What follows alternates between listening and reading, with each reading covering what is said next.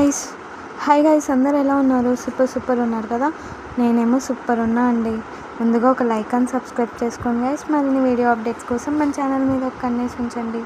అలానే మనం ఈ వీడియోలో చామంతి సీరియల్ లేటెస్ట్ ప్రోమో ఎక్స్ప్లెయిన్ చేసుకుందాం.